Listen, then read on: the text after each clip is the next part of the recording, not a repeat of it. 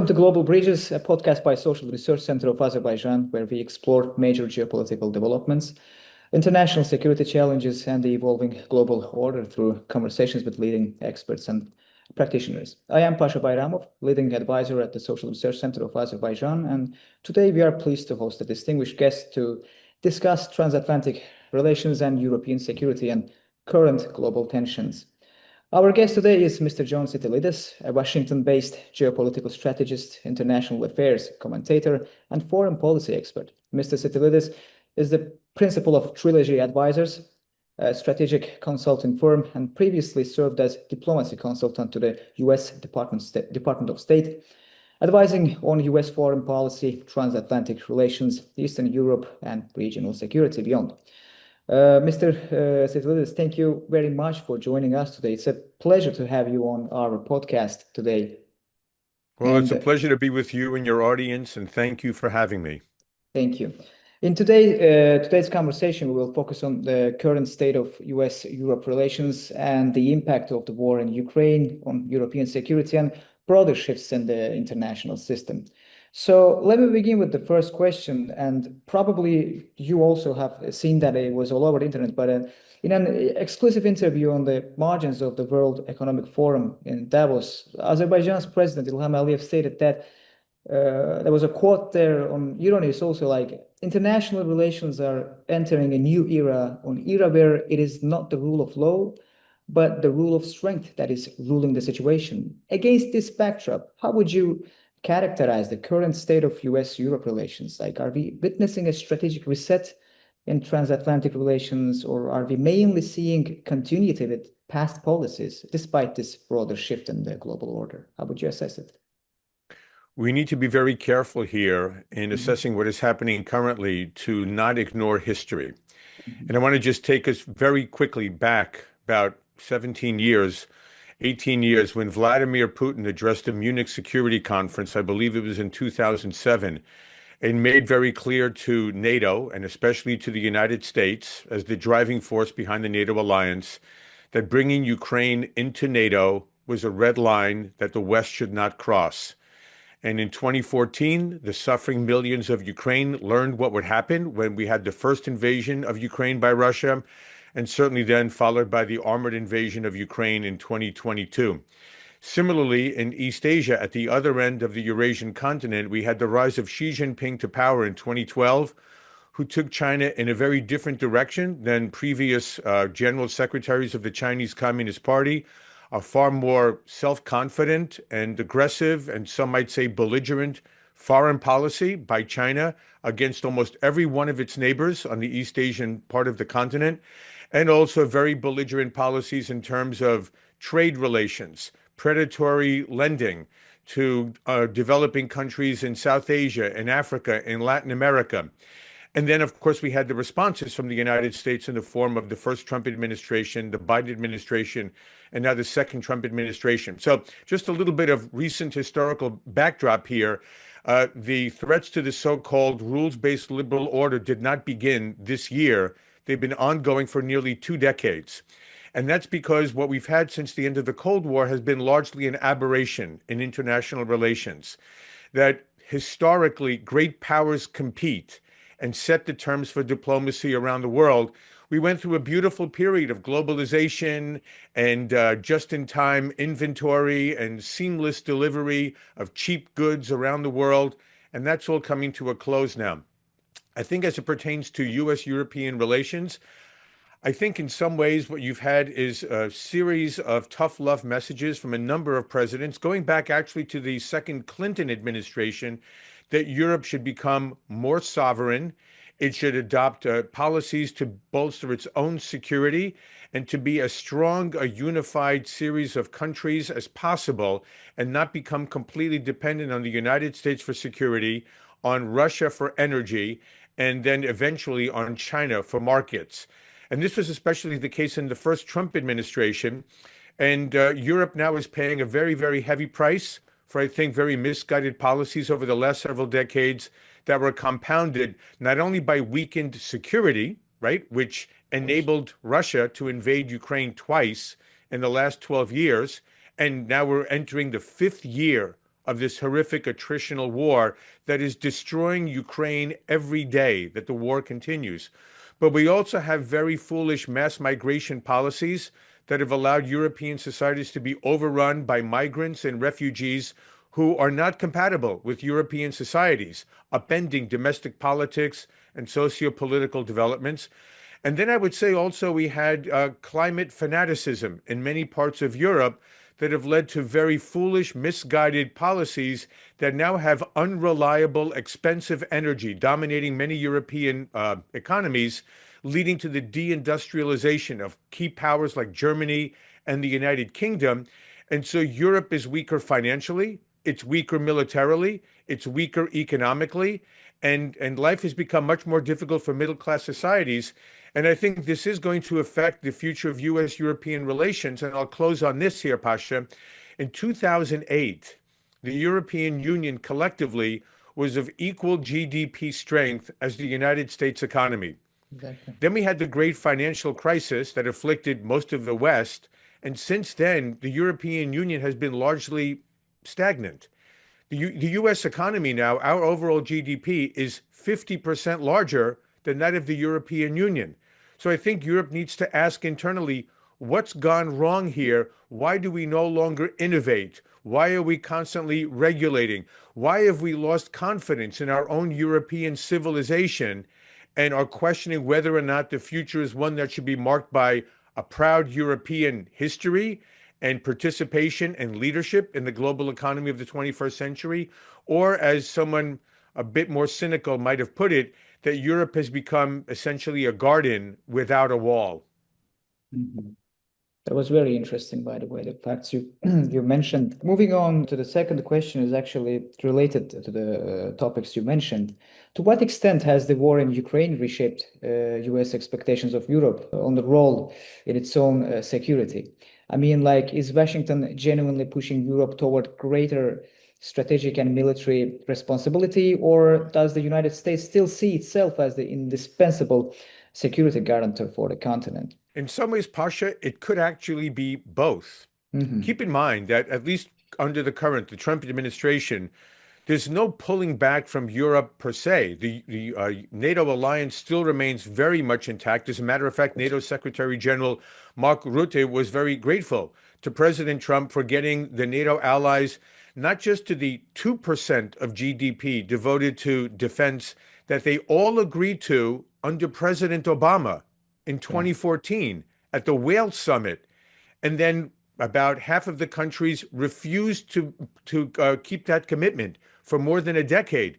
And then President Trump, as we know, in a very unorthodox, undiplomatic manner, took a figurative 2x4 plank to the NATO alliance and said, you're not going to contribute 2% to your defense, but given what's happened now in Ukraine and Russia's invasion there and ongoing war, again, entering almost its fifth year now in several weeks, you're going to go to 5%. And 3.5% will be for hardware, and 1.5% can be for defense-related infrastructure. And the NATO members agreed. So in his first term, he was able to secure hundreds of billions of dollars in extra defense spending. And now we may see more than $1 trillion in added defense spending over the next decade, depending on whether or not the NATO countries adhere to that commitment. So he's taken a very unfortunate situation, the war in Ukraine, and turned it around to help persuade Europe to better defend Europe, while at the same time, the US maintains the nuclear security umbrella that is the ultimate deterrent against a Russian invasion of any inch of NATO territory. Remember, Ukraine is not a NATO ally. It is a beleaguered country that is sandwiched between the NATO alliance and Russia, but there was no legal obligation on the part of NATO to come to Ukraine's defense. It was a decision of choice. They want to help protect Ukraine and to further deter Russia. So I think NATO in some ways is in a better position, at least if not today, better position to secure Europe in the future against any potential Russian aggression. The problem becomes, to what extent can the US and Europe work better together against other threats, like, say, the Iranian ballistic missile arsenal that, if left unchecked, may soon be topped by nuclear warheads that can extort and blackmail many European countries, as well as the ongoing migration It's been slowed down now, thankfully. But if we have another crisis in the region, like we had with Syria in 2015, do you have millions more people from the Middle East and from Southwest Asia and the ongoing migration from Africa ever since NATO very foolishly overthrew the Muammar Gaddafi regime 15 years ago. And now all of Libya is essentially a series of human trafficking pipelines bringing poor, desperate Africans to Europe for economic opportunity. So I think all of this comes together to give us a more promising foundation for the future of European security. But unfortunately, it had to be forced on many European leaders because they seem not to have been willing to do so before this administration came into power. Thank you. Uh, Moving on to the third question, without touching the Middle East, we couldn't just have this podcast. So, turning to the Middle East, under what circumstances, like if any, do you believe the United States would consider direct military intervention against Iran? Would such a decision be driven primarily by developments related to Iran's nuclear program, as you mentioned, or by broader regional escalation, like involving US allies and strategic interests? Is it possible in the future? Do you see the chance for that? My own sense is that there is extraordinarily serious consideration being given right now to Mhm. possible massive military strikes against the Iranian regime. And of course, now a very destabilizing nuclear weapons program that was temporarily set back in June with Operation Midnight Hammer. But we were very confident that Iran would seek to restart that nuclear weapons program. And the Trump administration right now is trying very hard to persuade the Iranian regime, Supreme Leader Ayatollah Khamenei and the Islamic Revolutionary Guard Corps to surrender this very destabilizing nuclear weapons program, to sort of set back, slow down, if not outright diminish the development of an increasingly efficient, effective ballistic missile program. I don't know that there is any room for concessions, for conciliating these very differing positions. And I'm concerned that there will be potentially a very serious series of military strikes against the Iranian regime. But as Secretary of State Marco Rubio testified in the Senate just several days ago, no one's really sure what comes afterwards. Do you have the collapse of the government? Is there a potential successor government, maybe in the Iranian military, the official military, the professional military, not the Islamic Revolutionary Guard Corps? And remember, Iran is a very diverse society. Only about half the country is actually Persian. You have a large number of Azeris, a large number of Arabs. You have a large number of different minorities that form about 50% of the population. So there's no necessary social cohesiveness in the event of the collapse of the regime if that were to take place suddenly. So this is going to be a very precarious situation. But this massive armada that the United States has convened in the Arabian Sea is not one that can stay for very long. I mean, you have an aircraft carrier strike group, you've got about 8 destroyers, and you also have bases in the Eastern Mediterranean and throughout the Gulf region. And the Iranian government has been very clear. If they suffer any attacks, any military operation led by the United States and with any of the allies in the Middle East, they are looking to strike back at anywhere between 35 to 40,000 American servicemen and women stationed in around 10 to 12 bases throughout the Middle East that are all within reach of Iranian rockets, missiles, and drones. So we pray that our leaders make the right decision, that they are very discerning in how they decide to proceed. But this is going to be a very tense period in the weeks ahead in this part of the world. Uh, Finally, I don't know if it's a conspiracy theory at this point because nothing has started officially yet. But how would a potential U.S. confrontation with Iran affect? I know from our geography that it would be catastrophic on us. That is for sure. But how would it affect transatlantic unity also? Like, do you expect Europe and the United States to respond in a coordinated manner, or are we more likely to see divergent approaches between Washington and European capitals in potential US confrontation with Iran? The simple answer is it depends. I mean, Mhm. when we had Operation Midnight Hammer, we did not provide any advance notice to any of our European allies because the utmost secrecy was critical in ensuring that it was an effective military operation. Of course, precision strikes over a 38-hour period of round trips from an air base in Missouri around the world, literally, to strike at those nuclear weapons programs. So we don't know if Europe feels excluded from a very important development that could spill over into Europe. I mean, again, if we look back at 2015 and we had the green light from Chancellor Merkel for Syrian refugees to flow into Europe, it still has been a destabilizing factor in European politics, probably led to Brexit in 2016 more than any other single development, and continues to roil European domestic politics and socio-cultural developments. So if we have chaos in the Middle East as a result of military strikes that very suddenly overthrow the government, you could have far larger numbers of refugees flowing over not into only neighboring countries like Azerbaijan and Turkey and Saudi Arabia and the like, but finding their way into Europe, which could be very destabilizing for European politics that are already not so stable right now. And there's also the trust factor. You know, if Europe is going to be directly impacted by refugee flows, will they hold it against the United States that they were not considered partners in this operation? And I'll take it a step further. What if Iran decides to retaliate not only against its Gulf Arab neighbors that are America's allies in the region, against Israel, against 35 to 40,000 American troops in the region, but what if they decide to strike at European cities for being alliance partners in NATO of the United States? So this could have serious repercussions. So going back to my simple answer, it really depends how the operation or operations are conducted.